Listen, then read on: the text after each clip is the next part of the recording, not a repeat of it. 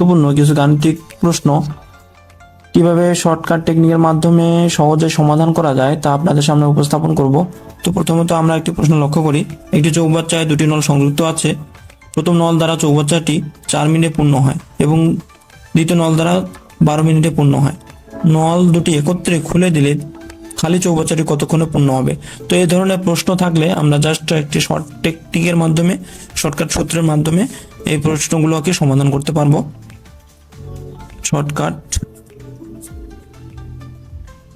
টি সমান লিখবো, প্রথমে যদি প্রথম নল দ্বারাও পূর্ণ এবং দ্বিতীয় নল দ্বারাও পূর্ণ হয় এই কথার উল্লেখ থাকে, সেক্ষেত্রে আমরা 4 এবং 12 অর্থাৎ এই অংশটা গুণ করে দেবো, 4 গুণ 12, এবং পরবর্তীতে আমরা 4 যোগ 12 দেবো, অর্থাৎ উপরে গুণফল নিচে যোগফল।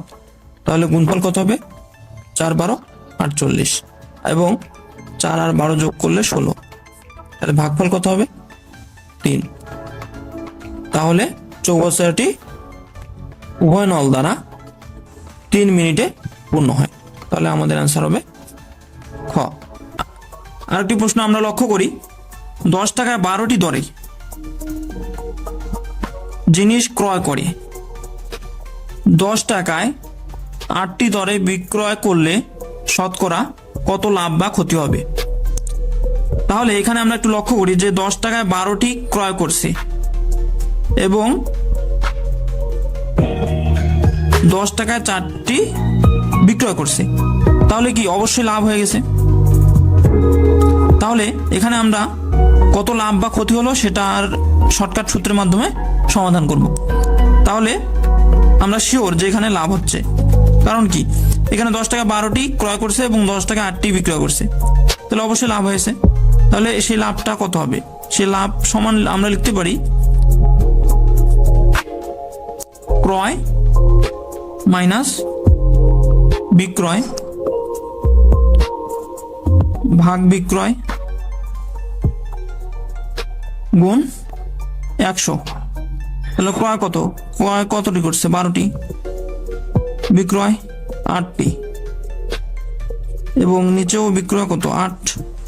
তাহলে গুণ করলে 12 থেকে 8 বাদ দিলে 4, 4/8 গুণ হচ্ছে 100। তাহলে ক্যালকুলেশন করলে আমাদের আসবে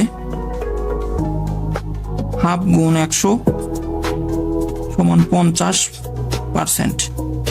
তাহলে অ্যান্সার হবে 50% লাভ। কোনো ক্ষুদ্রতম সংখ্যাকে 16, 24 এবং 36 দ্বারা ভাগ করলে যথাক্রমে 6, 14 এবং 26 ভাগশেষ থাকে। তাহলে ওই ক্ষুদ্রতম সংখ্যাটাকে আমাদের বের করতে হবে।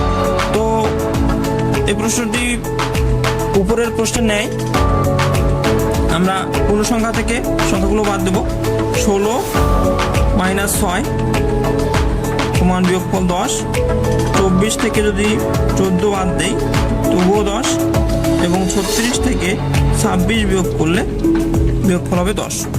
তাহলে আমরা বলছিলাম যে এই ধরনের প্রশ্ন যদি দেওয়া থাকে তাহলে আমরা উপরের যে পূর্ণ সংখ্যাগুলো আছে সেই সংখ্যাগুলোকে লসাগু করব, লসাগু থেকে এই সমান সংখ্যক যে বিয়োগফল এই বিয়োগফলটা বাদ দেব। তাহলে আমাদের কি করতে হবে? 16, 24 এবং 36 এর লসাগু বের করব, এবং লসাগু থেকে যদি আমরা 10 বাদ দিই তাহলে নিম্ন ক্ষুদ্রতম সংখ্যাটি বের হয়ে আসবে। তাহলে এটাকে যদি আমরা 2 দ্বারা ভাগ দিই তাহলে হবে 8, 12, 18। এটাকে 2 দ্বারা ভাগ দিলে 4, 6, 9। এটাকে 2 দ্বারা ভাগ দিলে 2, 3, 9। এটাকে যদি আমরা 3 দ্বারা ভাগ দিই তাহলে 2, 1, 3। অতএব লসাগু কত হবে? 2 গুণ 2 গুণ 2 গুণ 3 গুণ 2 গুণ 1 গুণ 3। তাহলে গুণফল হবে 144। তাহলে নিম্ন ক্ষুদ্রতম সংখ্যাটি কত হবে? অতএব ক্ষুদ্রতম সংখ্যাটি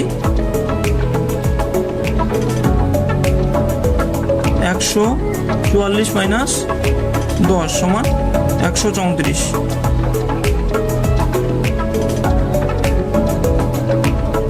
আচ্ছা, এখানে 134 হবে, টাইপিং মিস্টেক। তাহলে আমাদের অ্যান্সার হবে খ।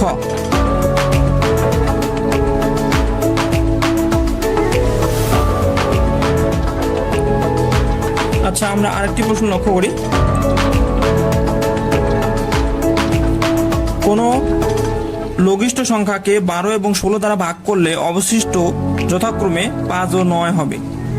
প্রশ্নটি এসেছে সরকারি মাধ্যমিক বিদ্যালয় সহকারী শিক্ষক 2019 এবং জাতীয় রাজস্ব বোর্ডের ইন্সপেক্টর 2010 এবং ডাক অধিদপ্তর উপজেলা পোস্টমাস্টার 2010। অর্থাৎ এই ধরনের প্রশ্নগুলো কিন্তু বারবার এসে থাকে। তো আমরা এই ধরনের প্রশ্নগুলো খুব মনোযোগ সহকারে করব, তাতে বিভিন্ন পরীক্ষায় গণিত অংশে ভালো করতে পারবো। তাহলে আমরা আগের মতোই কি করব, বিয়োগফলগুলো বের করি। 12 - 5 সমান হবে 7 এবং 16 - 9 সেটা হবে 7। তাহলে আমাদের আগের মতোই 12 এবং 16 এর লসাগু বের করতে হবে। 12, 16 2 দ্বারা ভাগ করলে 6, 8 2 দ্বারা ভাগ করলে 3, 4। তাহলে লসাগু কত হবে? লসাগু হবে 2 × 2 × 3 × 4 সমান হবে 3, 4, 12, 24, 48। তাহলে সংখ্যাটি কত হবে? অতএব নির্ণেয় সংখ্যাটি 48 - 7। তাহলে বিয়োগফল হবে কত? 41। তাহলে আমাদের অ্যান্সার হবে ঘ। তো ভিডিওটি ভালো লাগলে অবশ্যই আপনারা ভিডিওটিতে একটি লাইক করবেন, কমেন্ট করবেন এবং ভিডিওটি বেশি বেশি শেয়ার করবেন এবং চ্যানেলটি অবশ্যই সাবস্ক্রাইব করবেন। ধন্যবাদ সবাইকে।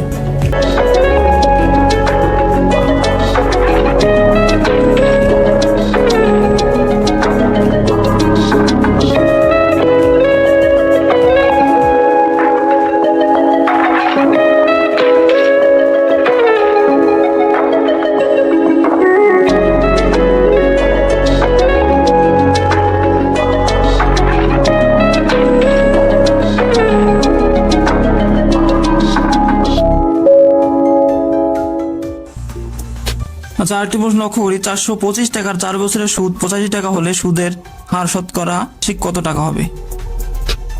তাহলে আমরা একটা শর্টকাট সূত্রের মাধ্যমে খুব সহজেই এটা সলভ করতে পারবো। I = PNR। অর্থাৎ এখানে P হচ্ছে মূলধন, N হচ্ছে সময় যেটা বছরে হবে এবং R হচ্ছে সুদের হার।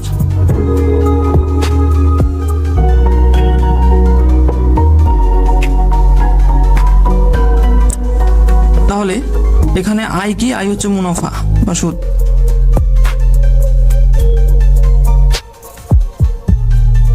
তাহলে আমাদের পি এর মান কত? 425। সময় কত? 4 বছর। অর্থাৎ এটা পি, এটা হচ্ছে এন আর এটা হচ্ছে আই। এন এর মান হচ্ছে 4 বছর, আর এর মান হচ্ছে আর, অর্থাৎ এটাই আর এর মানটাই আমাদের বের করতে হবে। এবং সুদ কত? অর্থাৎ মুনাফা 85। তাহলে জাস্ট আমরা এটাকে, যেহেতু আমাদের বার্ষিক হার বের করতে বলছে, সেজন্য আমরা কি আর কে অবশ্যই কি 100 দ্বারা ভাগ করে দিতে হবে। তাহলে জাস্ট এটাকে আমরা যদি এখন ক্যালকুলেশন করি তাহলে আমাদের অ্যান্সারটা চলে আসবে। 4 × 425 আর ভাগ 100, তাহলে 85 সমান 4 দিয়ে এটাকে ভাগ দিলে 25, অর্থাৎ উপরে থাকবে 425 আর ভাগ 25। আবার 25 দিয়ে 425কে ভাগ দিলে 17, তাহলে 85 সমান 17 আর। অতএব আর সমান কত হবে? 5%। অর্থাৎ সুদের হার যেহেতু বার্ষিক শতকরা বলছে, তাহলে অবশ্যই কি সুদের হার 5%। তাহলে আমাদের অ্যান্সার হবে ক।